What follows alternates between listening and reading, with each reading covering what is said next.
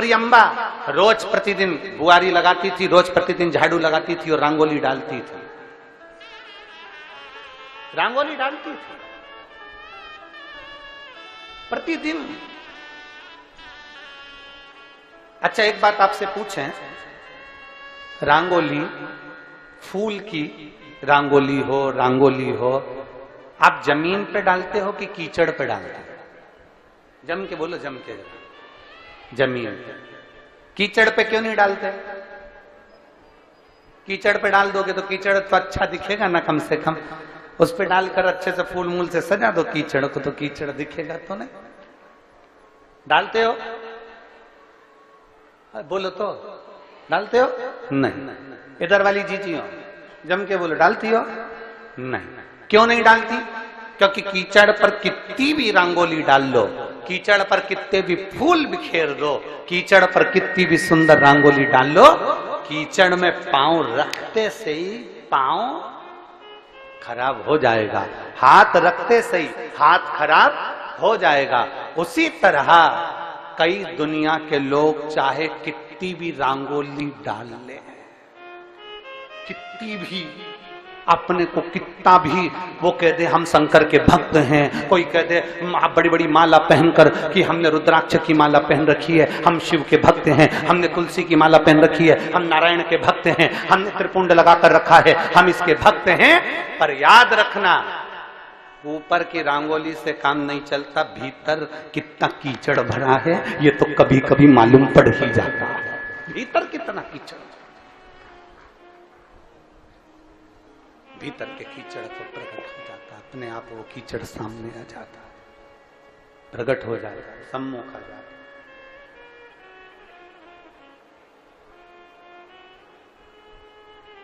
भूमि पर डाला रंगोली, फूल भूमि पर डाली, श्रेष्ठ।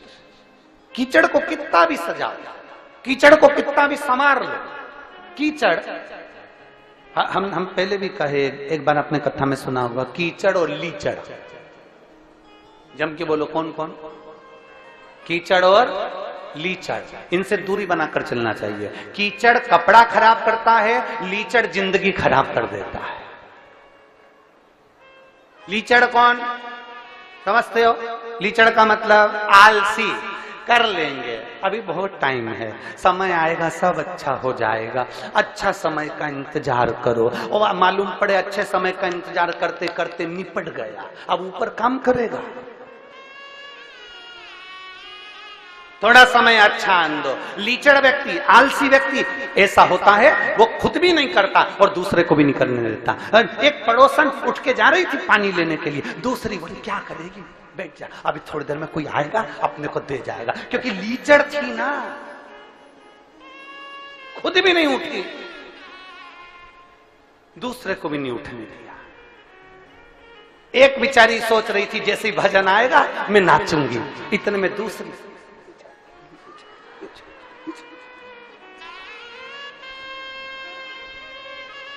क्यों?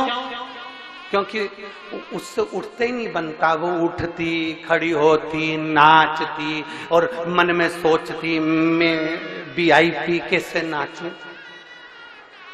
अब भगवान थोड़ी ना देखेगा कि तू कितनी VIP है। डिग्रियां, डॉक्टर की डिग्री यहाँ चलती है, इंजीनियर की डिग्री यहाँ चलती है, कलेक्टर, ASP, DSP, कमिश्नर, मंत्री, संतरी, कलंतरी, सबकी डिग्रियां यहाँ चलती है। वहां पर तो केवल एक डिग्री चलती है, भगवान के भजन की डिग्री, उसके सिवा कोई डिग्री नहीं चलती। तुम्हारे अच्छे कर्म की डिग्री, तुम्हारे समर्पण की डिग्री, तुम्हारे स्मरण की डिग्री, तुम्हारा समर्पण कैसा है, तुम किस भाव से भगवान को भज रहे हो, वहां केवल एक डिग्री चलती है। तुमने प्यासे को पानी पिलाया, वो डिग्री वहां देखी जाएगी। किसी भूखे को भोजन कराया, वो डिग्री वहां देखी जाएगी। किसी एजुकेशन के व्यक्ति को, कोई छोटा बच्चा है, उसको पढ़ने का शौक है और उसके पास विद्या के लिए धन नहीं, उसको पढ़ा दिया, उसकी डिग्री वहां देखी जाएगी। किसी को दवाई की जरूरत है, उसको रोग मुक्त करा दिया, वो डिग्री वहां देखी जाएगी। यहाँ कलेक्टर, एसपी, डीएसपी और अन्य डिग्रियां यहाँ पर देखी जाती है, इंजीनियर और डॉक्टर की डिग्री यहाँ देखी जाती है, पर वहां तुम्हारे समर्पण की डिग्री देखी जाती है कि तुमने भगवत भजन कितना करा, दुनिया के प्रति कितने समर्पित रहे, दुनिया के लिए तुमने क्या किया, दुनिया को भूखे को भोजन कराया, प्यासे को पानी पिलाया, किसी को शिक्षा की जरूरत थी शिक्षा दिया, किसी को रोग मुक्ति के लिए औषधि की जरूरत थी औषधि दी, किसी को भवन की जरूरत थी उसको रुकने के लिए कोई भवन दिया, ये वहां देखा जाता है। यहां दुनिया की डिग्री देख सकते हो पर वहां वो डिग्री देखी जाएगी। इसलिए जो कथा अभी 27 तारीख से अमलेश्वर में जो कथा 27 तारीख से होने जा रही है, 1 बजे से 4 बजे तक वो कथा चलेगी अमलेश्वर वाली रोज। तो 27 तारीख से जो कथा अमलेश्वर में होने जा रही है उस कथा का नाम हमने समर्पण शिव महापुराण की कथा दी है। समर्पण शिव महापुराण की कथा कि माता पार्वती शिव जी के प्रति कितनी समर्पण है, माता सती शंकर के प्रति कितनी समर्पण है, माता भगवान कृष्ण का भगवान राम शंकर के प्रति कितना समर्पण है, भगवान राम का शंकर के प्रति कितना समर्पण है, भगवान गणेश का शंकर के प्रति कितना समर्पण है, रिद्धि सिद्धि का शंकर जी के प्रति कितना समर्पण है, और संसार के मनुष्य का ऋषि संत का भगवान के प्रति कितना समर्पण है। इसलिए उस कथा का नाम समर्पण शिव महापुराण की कथा दी। उसमें हम जाने कि हमारा समर्पण क्या। अपने बेटे को दुकान खुलवा दी, बहुत कुछ कर लिया, अपने बेटे को पढ़ा लिखा लिया, बहुत कुछ कर लिया, अपनी जायदाद बढ़ा ली, बहुत कुछ कर लिया ना। जायदाद तो कौरवों के पास भी थी और सोने का महल तो रावण के पास भी था, और बल के मामले में मानो तो हिरण्यकशिपु हिरण्याक्ष के पास सबसे ज्यादा बल था, और मानो कि सबसे ज्यादा लोग अगर किसी के पास थे तो राजा कंस के पास थे। जब इनका बल नहीं टिका, रावण की लंका नहीं टिकी, हिरण्यकशिपु का बल नहीं टिका, और कंस के जितने भी राक्षस थे वो नहीं टिके, इस मृत्यु लोक में आने के बाद व्यक्ति को मृत्यु की सैया पर सोना ही पड़ता है। तो एक काम करो ना, मरना सबको है, तो शिवपुराण कहती है कोई कर्म ऐसा कर कर जाना कि मरने के बाद भगवान शंकर को अपना मुंह दिखा सके। और मत बुरे कर्म कर बंदे वरना पछताएगा, भगवान की आंखों से तू बच नहीं पाएगा, तू बच नहीं पाएगा।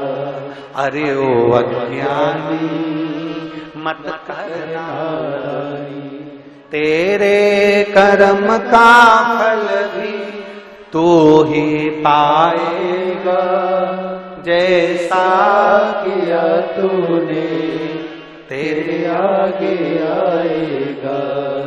मत बुरे कर्म कर बंदे वरना पछताएगा, भगवान की आंखों से तू बच नहीं पाएगा, तू बच नहीं पाएगा।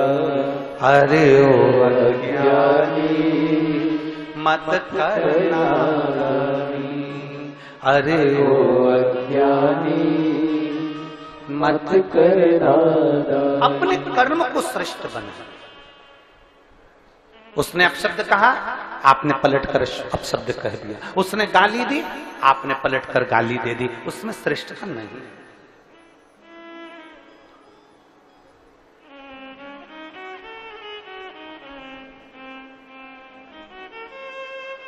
ये श्रेष्ठता नहीं।